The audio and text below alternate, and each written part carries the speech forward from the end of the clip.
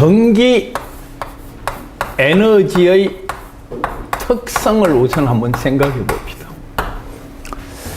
전기 에너지의 특성.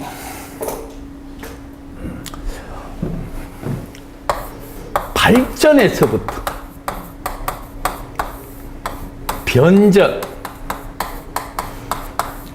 송전, 배전,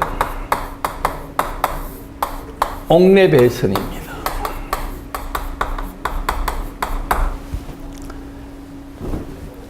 수력,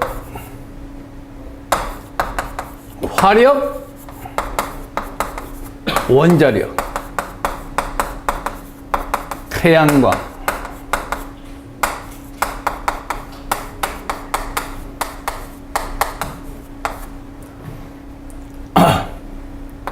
내열력,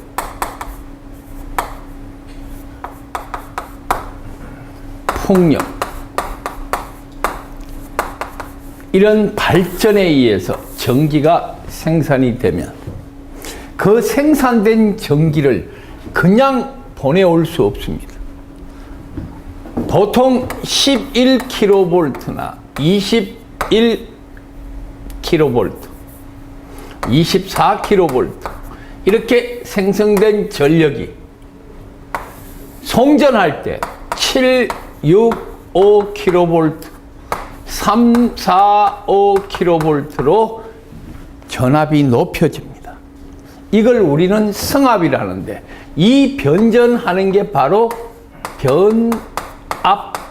변압기입니다.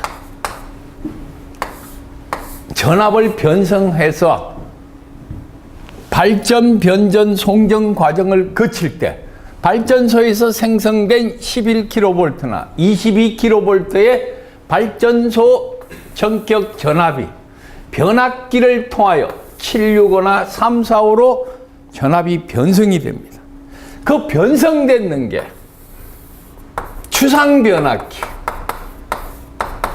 전주 위에 있는 변압기에서 154로 변성이 돼서 154가 22,900으로 변성되고 22,900이 380과 220V로 변성이 됩니다. 자, 우리나라 최고 송전 전압은 765kV입니다. 배전 전압은 22,900V, 22.9kV. 동력보아 220V는 전등 보아입니다. 옥내배에서는 사무실이나 가정주택, 아파트 안에 시공을 의미합니다. 옥내배선. 이 옥내배선이 전기 사용 장소의 시설, 판단 기준, 이런 것들을 또 생각을 해야 됩니다. 예를 들어서 교통신호등 공사는 어떻게 할 것이다. 화약류 저장소는 어떻게 할 것이냐. 화약류 저장소는 일반 장소보다 더 위험하죠. 또 요즘 멧돼지의 위험으로부터 전기 울타리를 농작물 보호하기 위해서 많이 시설합니다. 전기 울타리는 어떻게 시설할 것이냐. 전선로의 높이는 천편일률적으로 똑같이 규정할 것이냐, 아니면 전압에 따라서 지상고 높이를 서로 달리 해줄 것이냐. 전등 보아와 전열 보아를 똑같은 전류의 크기로 전선을 선정해야 될 것이냐. 예를 들어서 전열기는 운전 전류나 기동 전류나 같습니다. 그런데 전동기는 기동전류가 운전전류보다 더 많이 먹습니다. 처음에 기동할 때. 여러분들 에어컨 처음 탁 틀 때 순간전력이 제일 높습니다. 운전할 때는 전력이 그만큼 적어 들어갑니다. 그래서 여러분들이 그런 것까지 다 생각하는 게 전기설비입니다. 변전소는 어떤 보호장치를 해야 될 것이냐. 변압기가 어떤 경우는요, 여러분들이 345 변압기나 765 변압기를 보면 우리 강의실의 4분의 1만큼의 큰 변압기입니다. 가면 소리가 윙 하고 철심이 우는 소리가 엄청나게 들립니다. 그 안에 절연유라는 기름으로 절연을 시켜놨습니다. 공기 속에서는 아주 높은 전압이 거리가 멀어야 되니까, 거리가 멀게 하면 변압기는 덩치가 더 커야 되겠죠. 축소해놓고 그 안에서 기름을 넣어서 절연을 시켰습니다. 그런데 문제는 기름이 교체하다가 보면 땅속에 침투하여 지하를 오염시킬 우려가 있습니다. 그런 경우는 또 어떤 대책을 가져야 될 것이냐. 그런 것들 전반적인 것을 다 공부해내야 됩니다. 자, 우선 진도 나가면서 하나하나 다시 설명드릴게요. 용어의 정의입니다. 발전소, 변전소, 개폐소. 발전소는 뭐예요?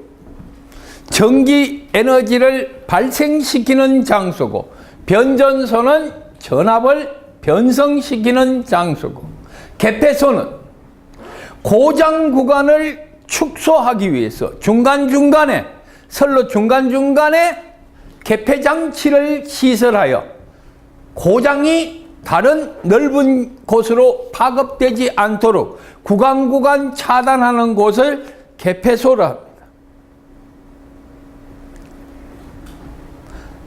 급전소, 전력계통의 운영에 관한 지시를 하고 급전 조작을 하는 곳입니다. 그 용어 해설 중에 발전소, 변전소, 개폐소는 보기만 봐도 답을 찾을 수 있습니다. 즉 다시 얘기해서 문제를 낸다 하더라도 거의 다 맞출 수 있기 때문에 크게 변별력 있는 문제를 만들어낼 수 없습니다. 그래서 급전소가 용어 해설 중에 가장 중요합니다. 고딕으로 좀 굵게 표시를 일부러 해놨습니다. 다음 전선. 전선은 뭐예요? 말 그대로 전기적 에너지가 통과하는 길을 만들어주는 게 전선입니다. 그러면 전선은 구비 조건이 있겠죠. 구비 조건. 자, 크게 나눠 봅시다. 옥내 배선의 구비 조건과 송전선로에 사용하는 구비 조건. 옥내 배선은 주로 경동선이나 연동선을 씁니다. 그리고 전선은 단선과 연선으로 구분됩니다. 자, 한번 보십시다. 지금 여러분들이 보이는 이 선은 전차선로에 전기를 공급하는 데 쓰는 급전선입니다. 쉽게 이야기하면 전차선로가 있고 전차가 이렇게 연결되어 있습니다. 레일 위에서. 이게 집전장치인 펜타그래프입니다. 앞에서 보면 이런 유형으로 되어 있습니다. 여러분들 전차 들어올 때 한번 자세히 보십시오. 이게 집전장치인 펜타그래프입니다. 이걸 이렇게 고정시켜 줄 때 이 선이 바로 이 전선입니다. 이 전선을 자세히 한번 보겠습니다. 자, 가닥이 풀립니다. 이런 가닥이 여러 개 모여서 하나의 전선을 이루고 있습니다. 이 하나의 선을 단선이라 합니다. 이 선이 여러 개 모였을 때 연선입니다. 그러면 단선은 전선의 재질이 하나로 되어 있기 때문에 잘 안 휘어집니다. 그걸 거꾸로 이야기하면 잘 휘어지고 연결하기 좋고 매달기 좋고 이런 것들을 가요성이라 합니다. 단선은 굵기가 미리로 나타납니다. 연선은 굵기가 미리 제곱으로 나타납니다. 단선은 미리고 연선은 미리 제곱으로 나타납니다.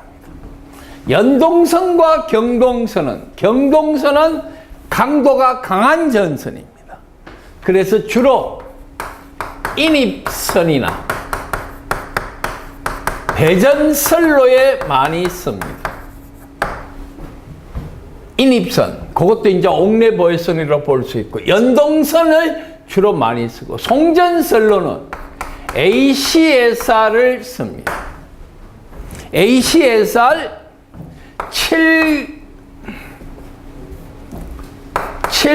765kV는 480 스퀘어 사비 방식을 씁니다. 요 미리 제곱은 앞으로 이게 480 미리 제곱이다. 이러면 좀 복잡하니까 그냥 여러분들 보기 좋게 표기상 이렇게 작은 네모로 표현하겠습니다. B라는 것은 복도체를 의미합니다. 요건 이제 여러분들이 굉장히 훌륭하신 분이 전력공학 강의를 합니다. 능력이 있으시고 이제 그런 부분을 다시 설명을 해드릴 거예요. 우리는 송전선로의 재질은 ACSR 강심 알루미늄 연선입니다. 자, 그래서 전선의 구비 조건으로 보면 옥내보선은 허기전입니다. 허기전. 송전선로는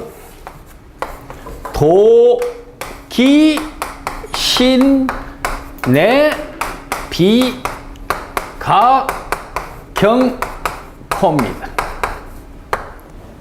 자, 우선 허기전. 이거는 뭐가 허겠어요? 허용전류입니다. 전선의 굵기는 허용전류에 의해서 결정이 된다. 자, 한번 생각해 봅시다. 요 전선 하나에 흘릴 수 있는 전류가 예를 들어서 15A라고 가정해 봅시다. 15A. 요 하나에 흘릴 수 있는 전류가 15A입니다. 그러면 15A 이상의 전류가 흐르면 용단돼 버립니다. 녹아 떨어집니다. 또 피복선이라면 피복이 과열이 돼서 화재의 위험을 발생시킵니다. 그 전선에게 흘려줄 수 있는 가장 큰 전류를 우리는 허용전류라 합니다. 자, 허용전류. 기본적으로 우리는 2.5 스퀘어 미리 제곱이라는 전선은 허용전류가 15A입니다. 단면적의 크기가 2.5 스퀘어인 전선은 허용전류가 15A입니다. 그러면 15A라는 것은 그 회로에 흐르는 전류가 몇 암페어라야 됩니까? 15암페어라야 됩니다. 예를 들어 보겠습니다. 단상 2선식입니다.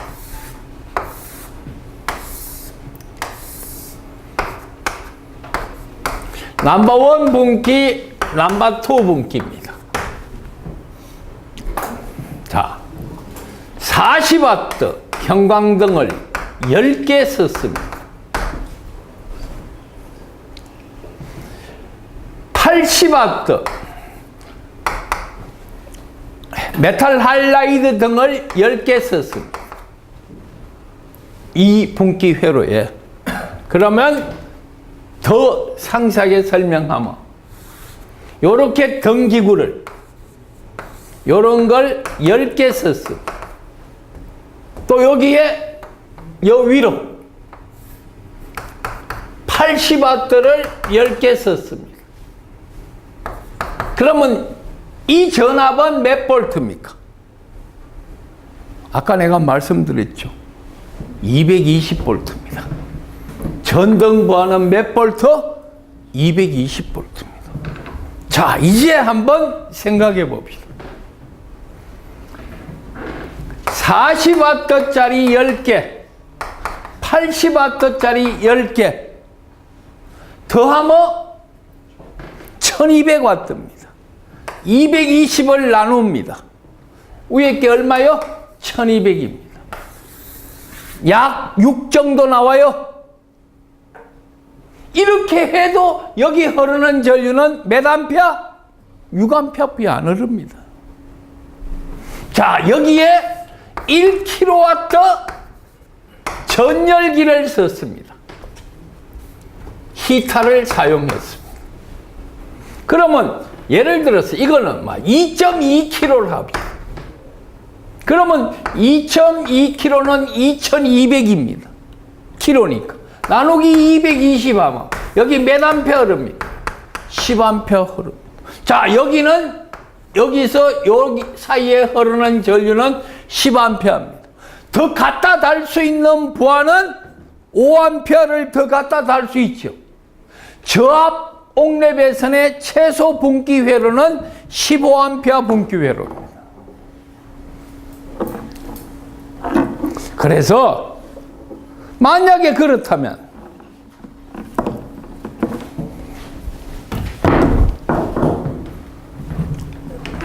이 전선이 녹아떨어지지 않고 이 전선을 2.5 스퀘어로 쓰면 15암페어까지는 다 흘릴 수 있습니다.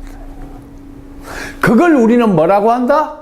허용전류랍니다. 오늘은 여러분들 이게 몇 암페어가 얼마 정도 이게 중요한 게 아닙니다. 옥내 배선의 전선은 허기전입니다.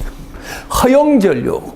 왜 허용전류가 중요하다는 건 이제 설명드렸습니다. 허용전류 이상의 전류가 흐르게 되면 그 전선은 절연이 파괴되고 용단이 됩니다. 여러분들 콘센트에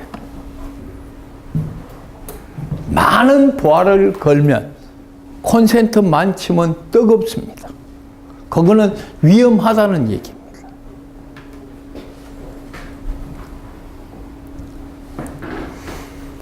허용전류가 부하전류가 허용전류를 초과해서는 안 됩니다. 실제 부하에 흐르는 전류가 그 전선이 갖고 있는 허용전류를 초과해서는 절대 안 됩니다. 자, 이번에는 이런 생각을 합니다. 키는 뭐냐? 기계적 강도. 천장에 매달 수도 있고 인입에서 집으로 들어올 때 가공으로 들어올 수도 있습니다. 기계적 강도가 있어야 됩니다. 너무 연해도 안 됩니다. 밟고 지나다닐 수도 있고. 전은 뭐냐? 전압 강합니다. 전기를 공급했는데 전선이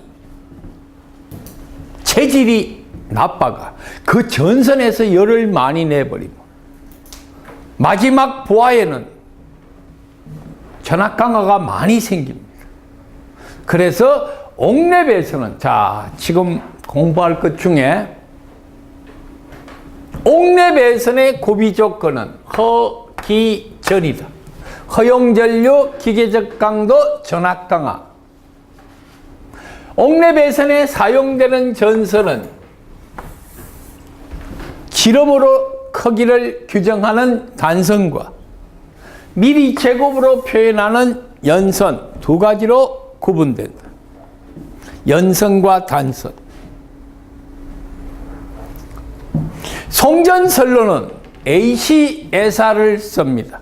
우리나라 최고 송전전압은 765고 그때 전선은 480 스퀘어 4비 방식을 쓴다. AC-에사는 강심 알루미늄 전선이라 이야기합니다.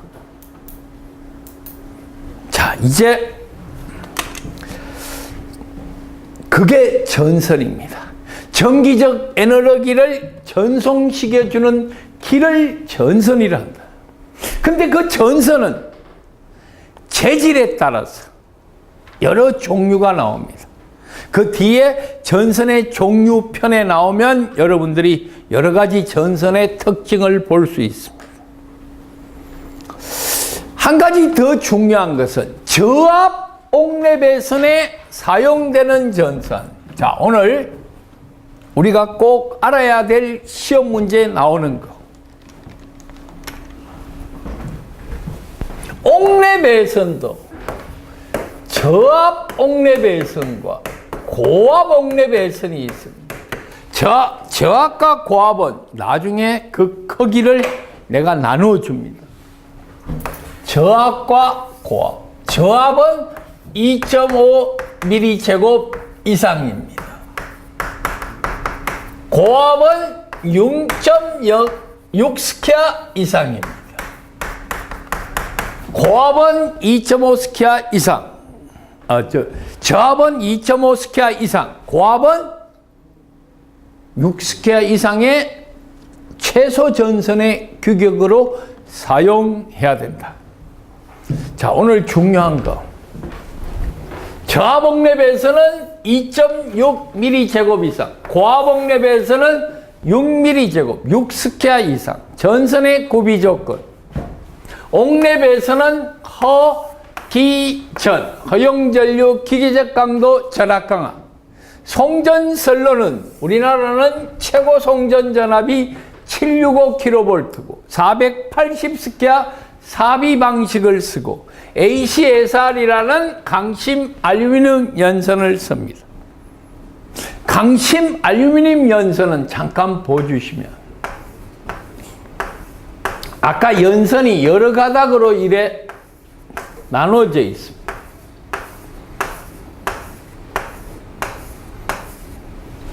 또 위에 이렇게 청이 또 더 있습니다. 이게 강심 알루미늄 연선입니다. 말 그대로 강심. 가운데 요 심이 철입니다. 철. 바깥에는 알루미늄입니다. 그러면 다 알루미늄으로 하면 인장 강도가 약해집니다. 하나를 중심으로 바깥을 쫙 빽빽하게 차고 감아 있습니다. 그게 연선입니다. 가운데 있는 소선을 중심소선이라 합니다. 이 한 가닥이 뭐예요? 소선이고, 소선이 여러 가닥 모였는 게 연선입니다. 가운데 있는 연선의 중심을 중심소선이라 합니다. 중심소선은 바깥에 있는 소선은 알루미늄입니다. 가운데 있는 전선은 철입니다. 왜? 가벼워야 되죠, 일단. 그러니까 알루미늄 쓰고 강도가 강해야 되니까 가운데는 철을 썼습니다. 다음 송전선로는 도기신내 비가경코입니다. 도전율이 좋아야 돼요. 기계적 강도가 좋아야 되고 신뢰성이 있어야 되고 내구력이 있어야 돼요. 비중이 가벼워야 된다.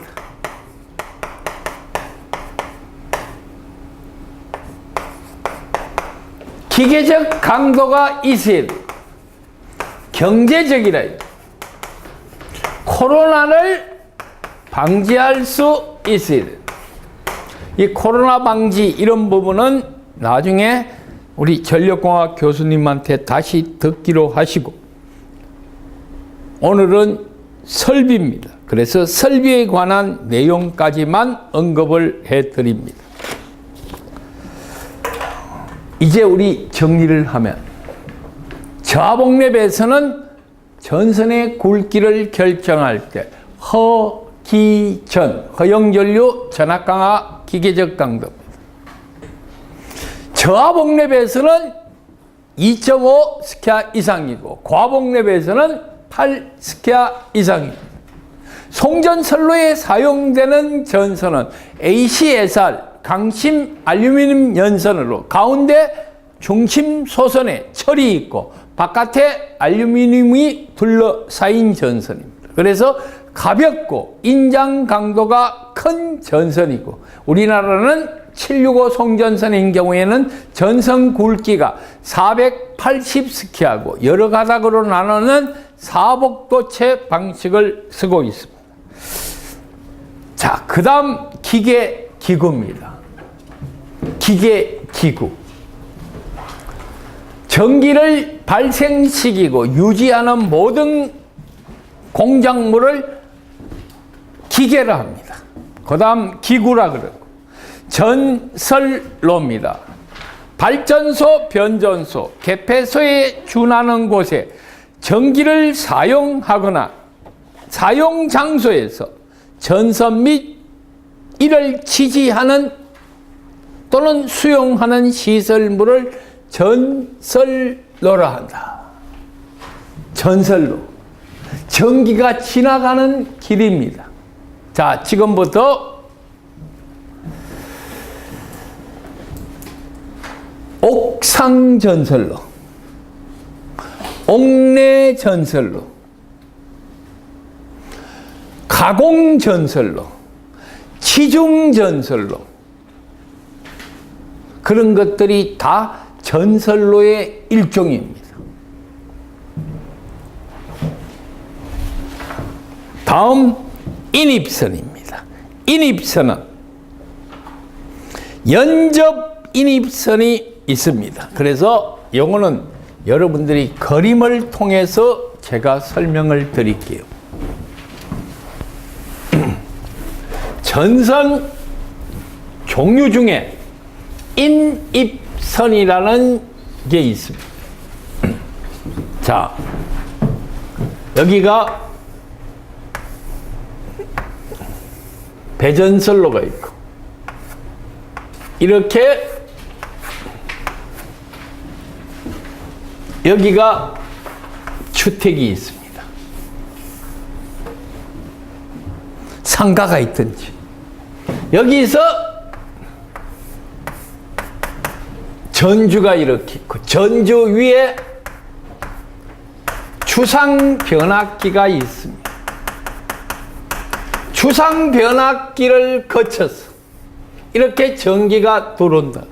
이건 가공인입선입니다.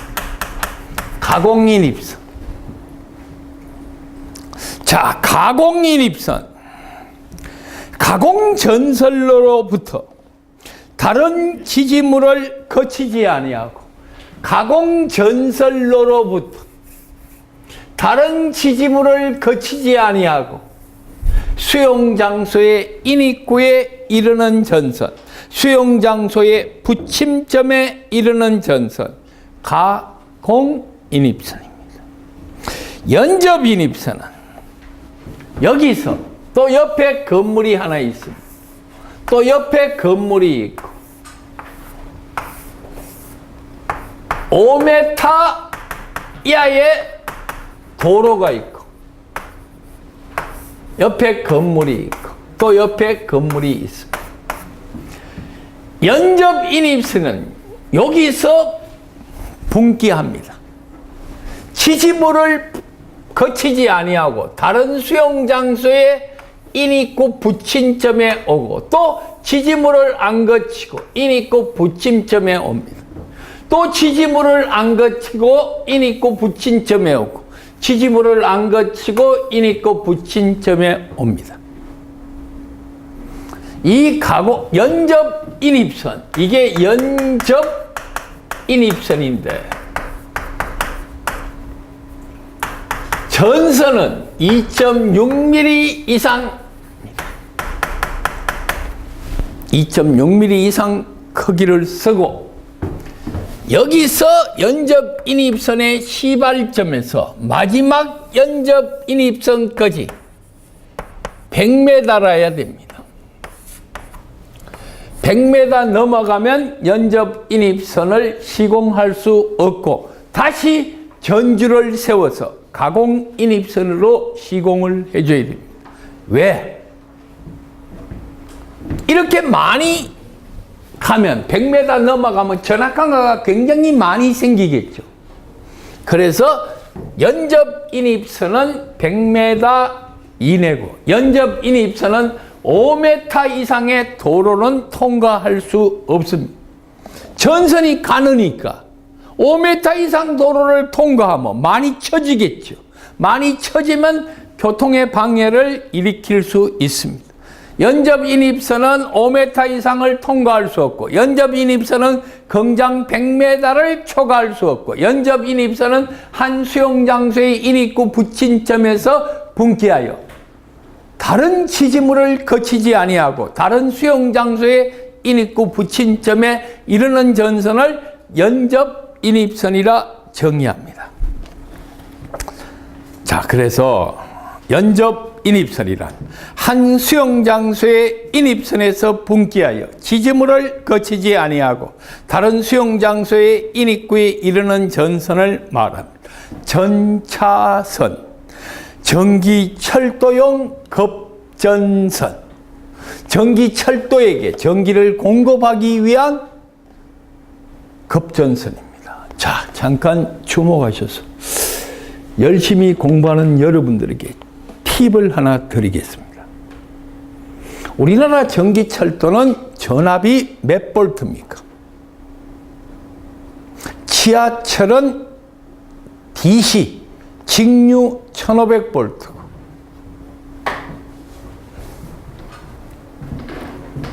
1호선 국철 라인에 가공 전차선로 커터런이 조가 방식의 전차선로는 AC 25000볼트입니다. 청량리와 회기역 사이, 남영역과 서울역 사이가 바로 지하 전선로 DC 1500볼트와 AC 25000볼트가 접견하는 곳입니다. 만나는 곳이. 그게 데드 섹션, 무전압 구간입니다. 데드라는 것은 죽어 있다. 전압이 안 가해지는 무전압 구간입니다. 그게 약 300m 정도. 달리는 전차의 타력에 의해서 그 구간을 통과합니다. 그래서 안내 멘트가 나옵니다. 전압 공급 방식의 변경으로 인하여 조명 설비나 난방 설비가 잠시 멈추겠습니다 하는 안내방송입니다. 데드라인 300m를 통과하기 때문에 그런 전차선로 전기 전차에 전기를 공급하는 것을 전차선로 또는 전기철도용 급전선이라 합니다. 참고로 우리나라는 DC 1500V와 AC 25000V로 전기를 공급하는 AC/DC 두 전압 방식을 쓰고, 전차 차량은 AC/DC 직교 양용입니다. 그래서 교류 구간은 교류 전차가 움직이고, 직류는 직류 모터가 또 움직이도록 되어 있습니다. 자, 용어 해설 1장 넘어갑니다.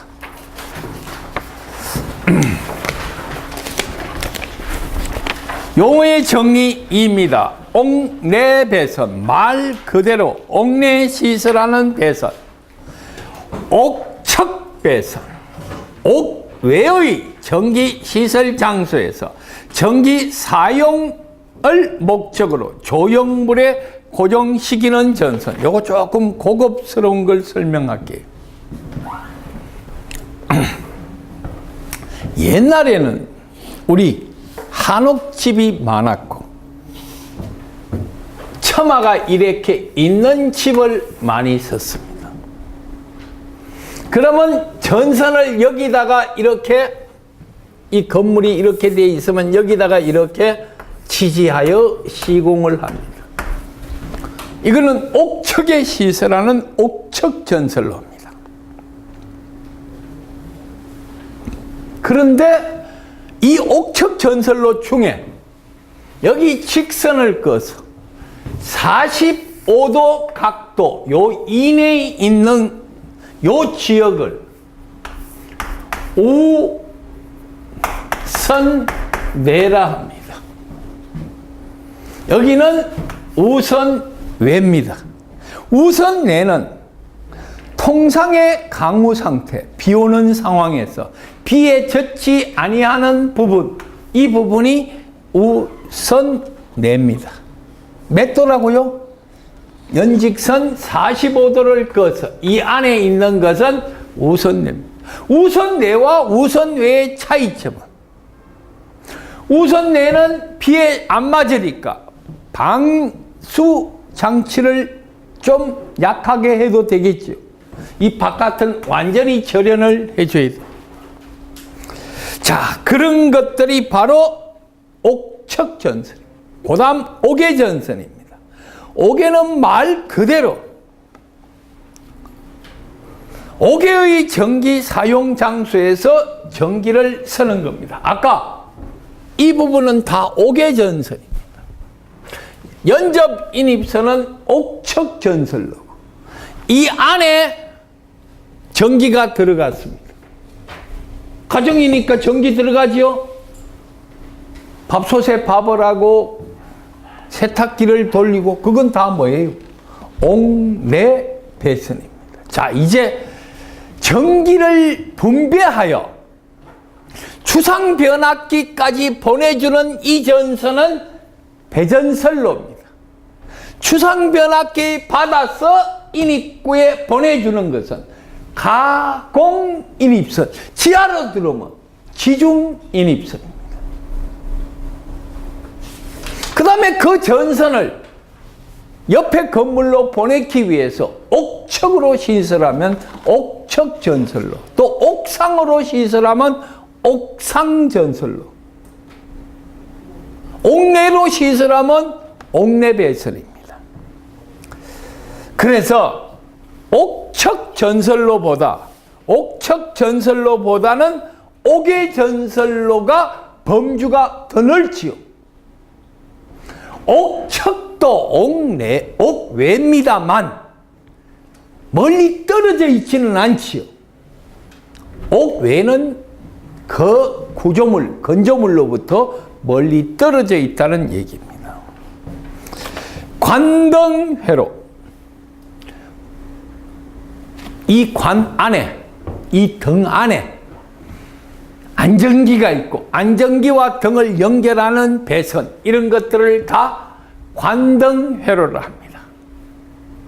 관에 불을 켜고 위해서 LED 등도 마찬가지지만 방전등 방전회로가 따로 있습니다. 그래서 방정등용 안정기로부터 방정관까지의 전로를 관등회로다. 자, 시험 문제에 이제 어떻게 나오느냐? 다음 용어 해설 중에서 관동회로란 어떤 거냐? 옥척전설로란 어떤 거냐? 우선내는 어떤 거냐? 약전류전설, 약전류전설로, 약전류전설로는 아주 미세한 전류가 흐르는 전선입니다. 이름하여 통신설로. 요즘 가장 우리 에너지 공기업인 한전이 고민하고 있는 것 중에 하나는 까치집, 새집. 또 하나는 한전 전주나 한전 배전선로에 케이블 TV가 무단으로 그 지지물을 중간에 통과하면서 걸고 들어가는 거. 잠시 기껏에 나무 지지물, 소유권이 내게 아닌 한전 지지물에 케이블 TV의 케이블선을 걸고 간다. 이런 것들이 나중에 사용료를 내야, 또 그 사용료를 내줘야 그걸 유지 관리할 수 있죠. 그냥 얌체처럼 슬쩍 걸고 이 집에 보내주고 저 집에 보내주는 현상이 많이 생기고 있습니다. 그런 전선을 통칭하여 약전류 전선이다. 광섬유 케이블. 많은 전선을 동시다발적으로 보내고 또 전송 속도를 높여 전기장을 줄이는 그런 케이블을 광섬유 케이블. 지지물. 지지물은 뭐가 지지물이에요? 자, 지지물에는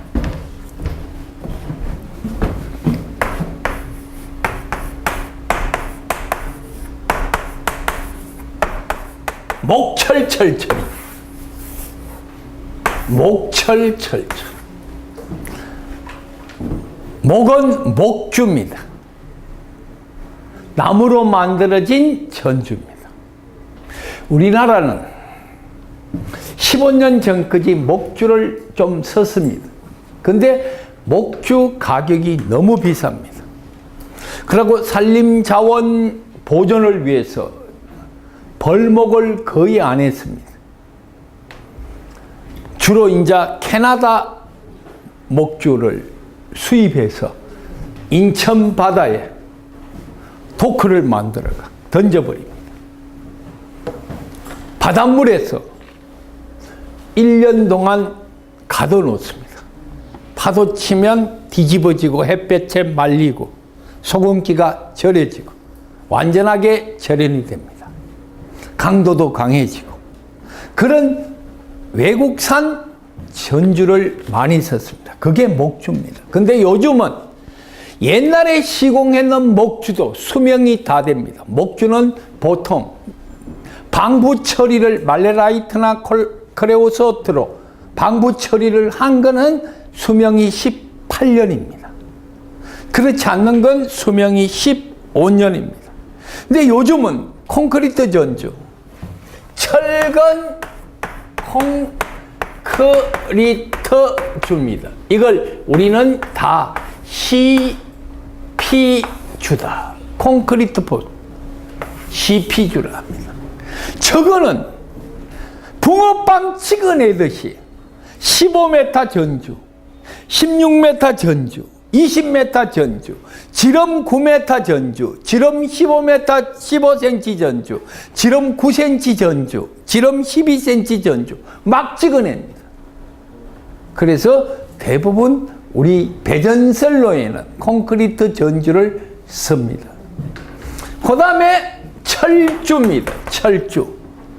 여러분들이 한강변에 뭐 이렇게 자전거를 탄다든가 산책을 하러 가면 조금은 일직선이면서 강판으로 이렇게 돼서 전선을 지지할수록 만들었는 게 이게 철주입니다. 그럼 그 다음은 철탑입니다. 철탑은 말 그대로 밑으로 내려가면 많이 퍼지고 다리가 몇 개? 물론 얘도 다리가 4개입니다. 삼각형도 있습니다. 근데 주로 다리는 대부분 다 4개입니다.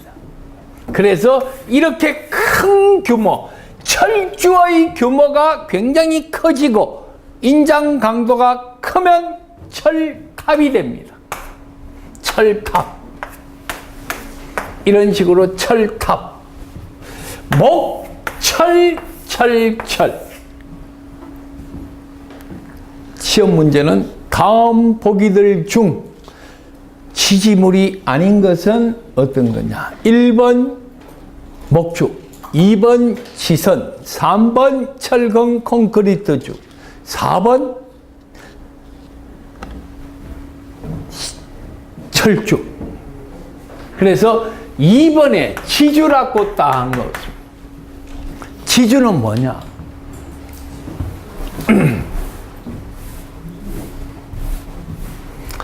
전설로가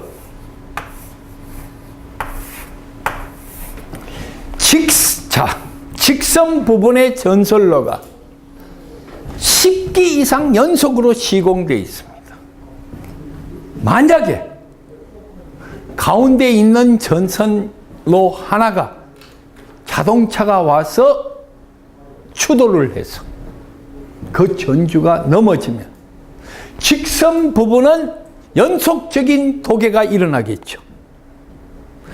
그걸 방지해 주는 게 중간에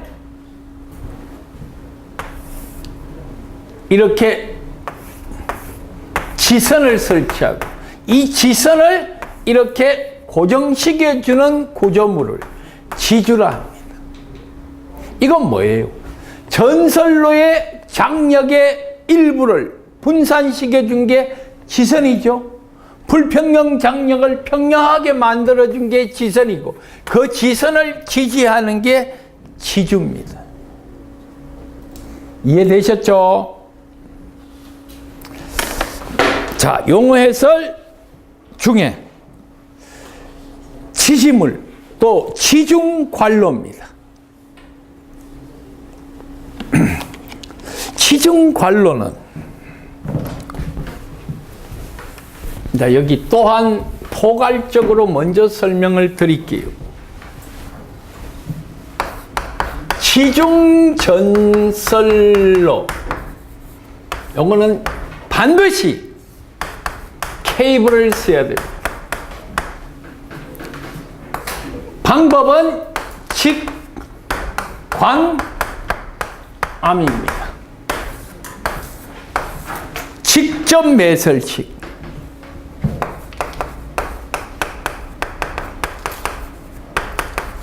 관로 인입식. 암거식입니다. 자, 맨홀이 있다. 이건 뭐겠어요? 여러분들 맨홀 타고 들어가면 맨홀 안에는 뭐가 있습니까? 수도관도 있고 가스관도 있고 지중전설로도 있습니다. 그거는 암거식이랍니다. 이렇게 터널 형태로 만듭니다. 덕트를 이렇게 시공하고 여기에 전선 넣고 수도관 넣고 가스관 넣고 이런 식으로 땅속에 만들어져 있고 여기에 뚜껑이 있고 사다리 발판 볼트가 있어서 밑으로 내려갑니다. 조명 설비도 있고 배수 설비도 있습니다. 저런 게 맨홀입니다. 저게 바로 암거식입니다. 관로 인입식은 땅을 파내고 여기에 관에 전선을 이렇게 시공합니다. 관로인읍식. 직접 매설식은 말 그대로 땅 파내고 전선을 묻습니다. 직매식이고. 그래서 지중전선로는 반드시 뭐를 쓰고 전선은 절연전선이 아닌 케이블을 쓰고 직접 매설식, 관로인입식, 암거식으로 시공합니다. 자, 첫 시간 용어의 정의 이까지 했습니다. 10분 쉬고 합니다.